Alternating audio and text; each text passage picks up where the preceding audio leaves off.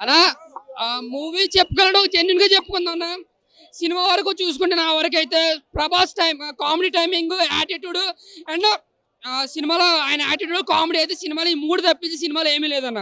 ఇంకా 'విశ్వప్రసాద్' గారు 'ప్రభాస్‌ని' చూసి హైకొచ్చి పెట్టొచ్చేమో గాని, మరి ఏం చేశాడో సినిమా నాకు నిజంగా సినిమా చూసి షాక్ అయ్యాను. మారుతి ఇంత ఇంత ఈస్ట్‌గా తీస్తారనుకోలేదు. Totally disappointed. ఒక ఫ్యాన్‌గా నిజంగా ఏడుపొస్తుంది కళ్ళంటేను. స్టోరీ లేదు సినిమాలో. ఒక స్టీరీ లేదు. ఒక ప్రాపర్ స్క్రీన్ ప్లే లేదు. ఆయన ఒక ఇంటర్వ్యూలో చెప్పాడు, ఫస్ట్ హాఫ్ మాత్రం మనం రాసుకుంటాం. సెకండ్ హాఫ్‌లో ఏమి తెలియకపోతే ఏదేదో రాసుకుని వెళ్ళిపోతాం అనుకుంటారా? సేమ్ అలాగే రాసుకుని ఏదేదో తీశాడు సినిమాని. నిజంగా చెప్తున్నా, ఒక Prabhas attitude, Prabhas acting, first హాఫ్‌లో కామెడీ దానివల్ల కొంతమంది యావరేజ్ అన్నారు సినిమాని. ఇంకా అదర్ ఫ్యాన్స్‌కి అయితే ఎలా ఉంటుందో తెలీదు గానీ నాకైతే ఒక ఫ్యాన్‌గా నాకు యావరేజ్ అని అనిపించింది. తమను కూడా బ్యాక్‌గ్రౌండ్ చాలా బాగా కొట్టిన మెలోడీ మ్యూజిక్ కావచ్చు, ఆ 'సహనా సహనా' సాంగ్ కావచ్చు, నాకు కూడా సాంగ్స్ బాగా అనిపించినాయి. నాకు సాంగ్ల వరకు చూసుకుంటే వెళ్తారు ఈసారి మొత్తం జనం అంతా కొండాపూర్లో ఉంటారు. గుత్త బాగా తింటారు మా కొడుకుని. నిజంగా చెప్తున్నా, ఒక ఫ్యాన్ అంత కోపం వస్తుంది. నేను రాజా చెప్పింది ఫస్ట్ నుంచి ఏ ఎక్స్పెక్టేషన్ లేవు. నిజంగా ఒక మారుతి గారికి ఎప్పుడైతే అవకాశం ఇచ్చాడో అప్పటి నుంచి నాకు యావరేజ్ ఎక్స్పీరియన్స్. కనీసం ఒక ప్రభాస్ బాగా చూపిస్తారు అనుకున్నాను. ప్రభాస్ ఒక్కటే బాగా చూపించిన ఒక కారణంతో ప్రతి ఫ్యాన్ సినిమాని చూస్తారన్న.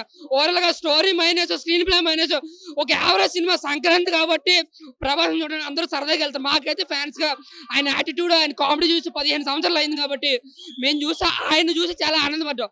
బట్ స్టోరీ పరంగా, ఆ స్క్రీన్ ప్లే పరంగా చూసుకుంటే టోటల్లీ డిసప్పాయింటెడ్ అన్న. ఓవరాల్ గా లాగి సాగదీశాడు. బొబ్బులు గమ్ అన్న. క్లైమాక్స్ ఒకటే ఒక 20 నిమిషాలు అయితే యాక్షన్ సీక్వెన్స్ లాగా అనిపించింది అన్న.